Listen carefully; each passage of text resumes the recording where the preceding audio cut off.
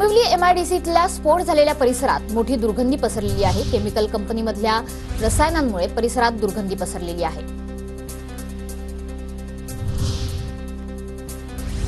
Dombivli MIDC दुर्घटनास्थळी एनडीआरएफच्या टीमकडून शोध मोहीम राबवली जाते। दुर्घटनास्थळी सकाळपासून आणखी 3 मृतदेह सापडले। ढिगाऱ्याखाली सुद्धा आणखी काही जण अडकले असण्याची भीती आहे।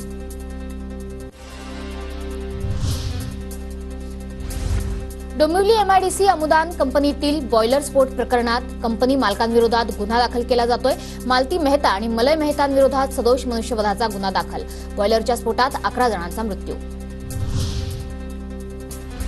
डोंबिवली एमआयडीसीच्या फेज 2 मध्ये अंबर कंपनीत बॉयलरचे 3 स्फोट, 11 जणांचा मृत्यू। डोंबिवली दुर्घटना प्रकरणी सदोष मनुष्यवधाचा गुन्हा दाखल करणार। चौकशीत जे दोषी आढळतील त्यांच्यावर कारवाईचा मुख्यमंत्री शिंदेंचा इशारा।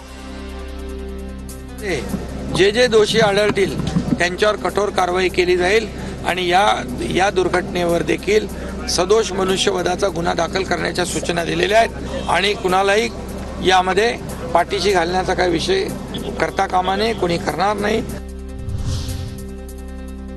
मुख्यमंत्री एकनाथ शिंदेंकडून डोंबिवलीतील घटनास्थळाचा आढावा। मृतांच्या नातेवाईकांना राज्य सरकारकडून 5 लाखांची मदत। जखमींवरील उपचाराचा खर्च सुद्धा सरकार करणार, मुख्यमंत्र्यांची माहिती।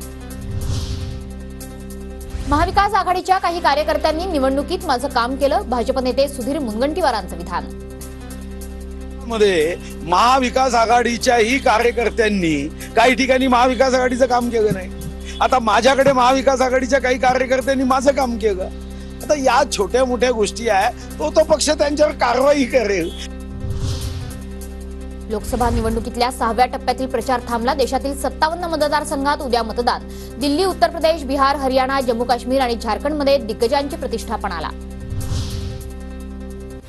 अहमदनगरच्या जामखेड तालुक्यात निकाला आधीच लागले। निलेश लंकेंच्या विजयाचे बॅनर। अहमदनगरमध्ये लंके की विखे 4 जूनला लोकसभा निवडणुकीचा निकाल लागणार।